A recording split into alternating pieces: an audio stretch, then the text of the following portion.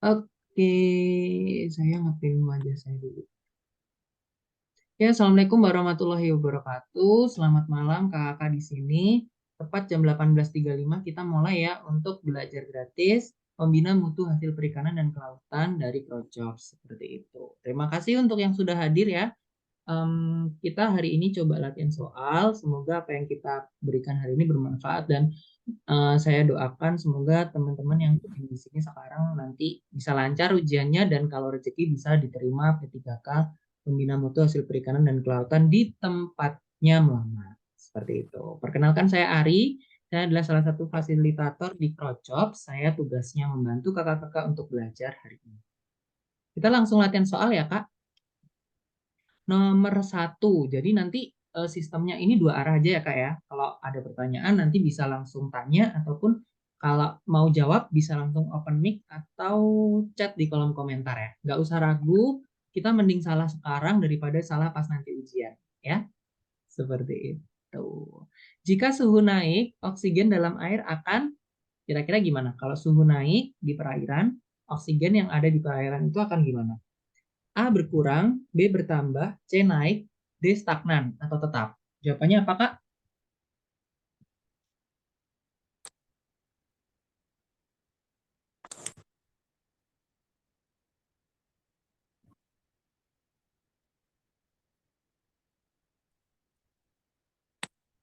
Oke, tiga orang aja yang jawab ya.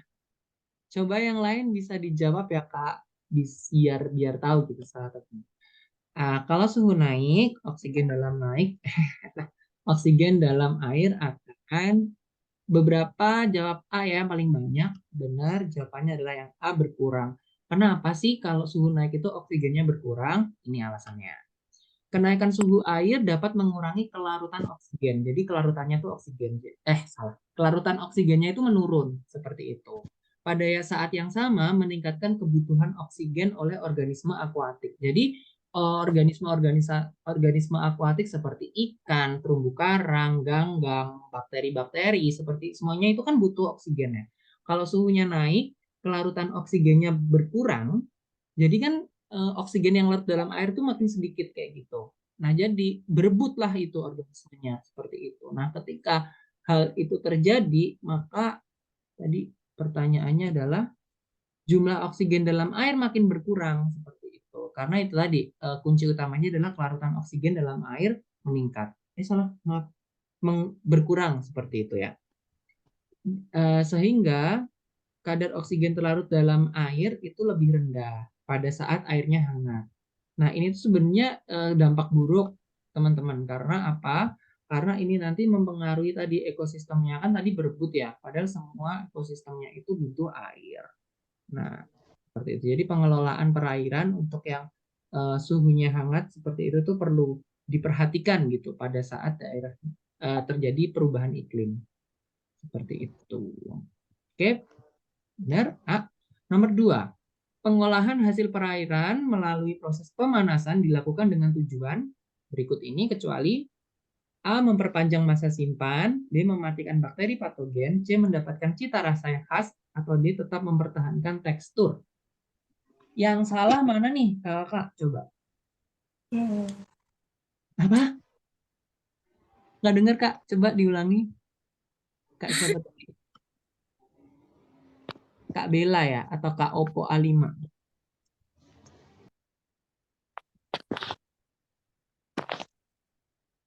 Oke, oke. Boleh chat aja ya. Ada yang jawab A, ada yang jawab C. Ini yang salah loh Kak ya, bukan yang benar ya. Ini soalnya diperhatikan ya Kak, kecuali. Kecuali itu yang salah.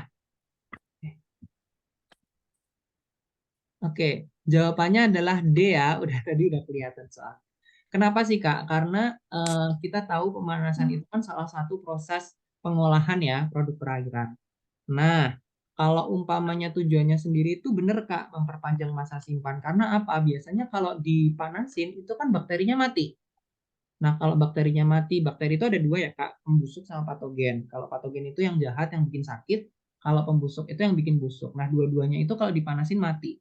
Jadi dia bisa memperpanjang masa simpan. Contohnya kayak kakak punya ikan seger, sama kakak punya ikan yang dipanaskan itu kan bisa juga kayak diasap, dibakar kayak gitu. Itu kan lebih lama ya kak masa simpannya kayak gitu. Kalau nggak dimasukin kulkas loh ya, lebih lama kayak gitu. Nah, mendapatkan cita rasa yang khas tuh benar. Jadi kayak umpamanya ikan biasa kan amis. Nanti kalau diasap jadi smoke fish gitu kan dia lebih enak ya baunya. Tapi dia tidak bisa mempertahankan tekstur karena pasti terjadi perubahan ya, Kak. Seperti itu. Itu alasannya. Seperti itu. Oke. Kalau mendapatkan cita rasa yang khas tuh benar ya, Kak. Beberapa pada jawab C, tapi itu benar. Kak, kalau mau saya kecepatan atau suara saya kurang kenceng atau kayak gimana, bilang ya Kak. Takutnya kemarin tuh ada yang bilang kayak, Kak saya nggak denger apa-apa kayak gitu, tapi diam aja. Jadi kan kasihan ya. Next ya Kak. Pengembangan skema pemodalan dalam rangka peningkatan nilai tambah hasil perikanan dilakukan melalui A. Skema komersil, B. Skema semi komersil, C. Skema non komersil, atau D. Semua benar. Boleh Kak dijawab? Jawabannya apa nih? Pengembangan skema pemodalan dalam rangka peningkatan nilai tambah hasil perikanan.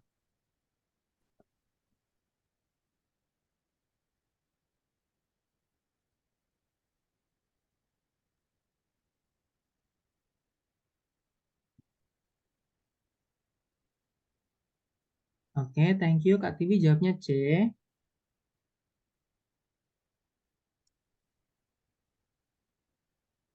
Yang lain, ada orangnya nggak di sini ber-15 nih. Yang jawab kok cuma Kak Tiwi aja. Oke, oke Dek. Thank you Kak Alvin. Oke, saya cekkan ya. Jawabannya itu yang benar Kak Alvin ya. Dek. Karena apa? Jadi skema pemodalan itu tuh bisa diberikan kepada komersil, semi komersil, sama non komersil.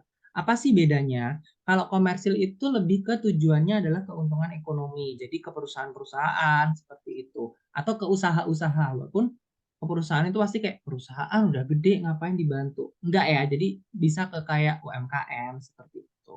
Intinya adalah meningkatkan keuntungan ekonomi. Seperti itu, melibatkan investasi dan usaha yang dijalankan. Nah, kalau semi komersil itu di tengah-tengah antara komersil dan non komersil. Kalau non komersil itu lebih tujuannya seperti untuk sosial. Jadi untuk lingkungan, komunitas, terus seperti bentuknya kayak hibah, bantuan, organisasi nirlaba. Jadi nggak untuk keuntungan tuh kayak gitu. Nah, kalau semi komersil itu tuh antaranya seperti itu.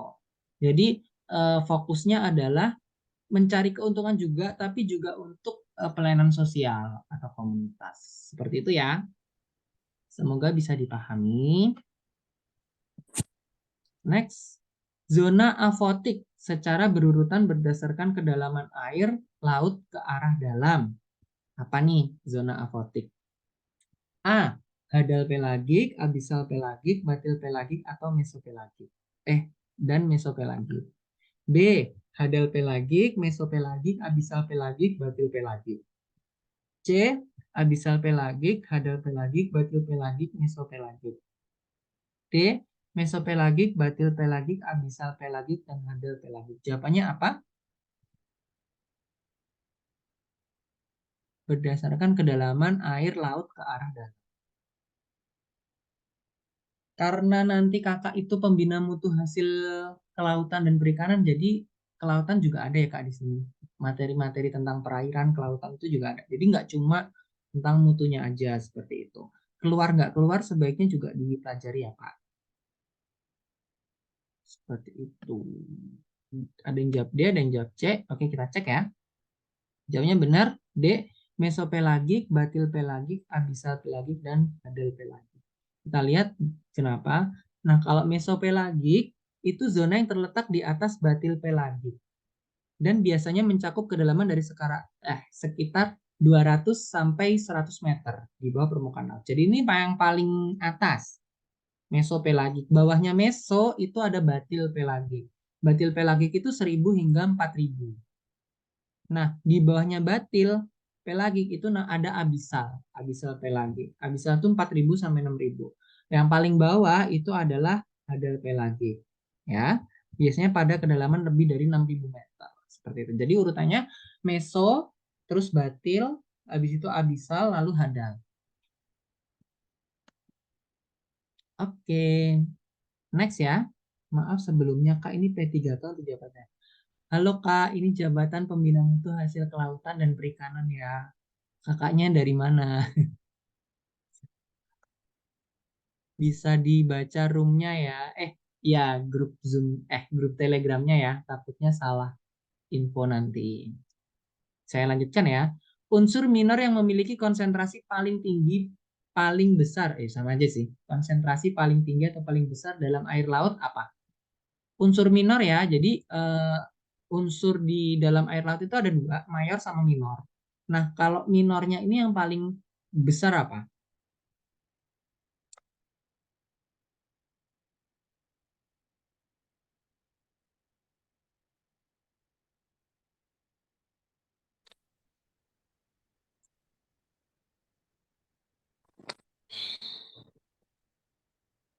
Jawabannya apa, Kak?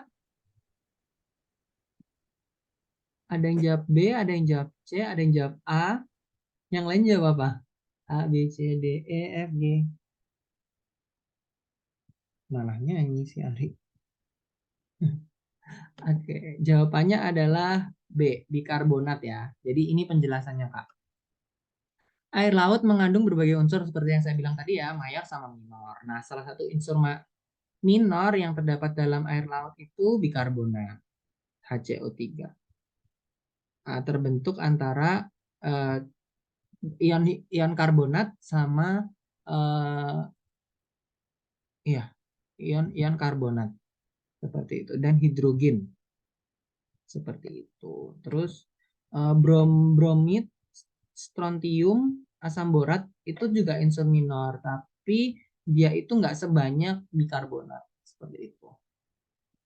Next, dilihat dari bentuk penampang melintang lautan, daerah lautan yang berada di antara lereng benua dan dataran abisal adalah A. Kaki benua, B. Zona fotik, C. Perairan neretik, atau D. Paparan benua.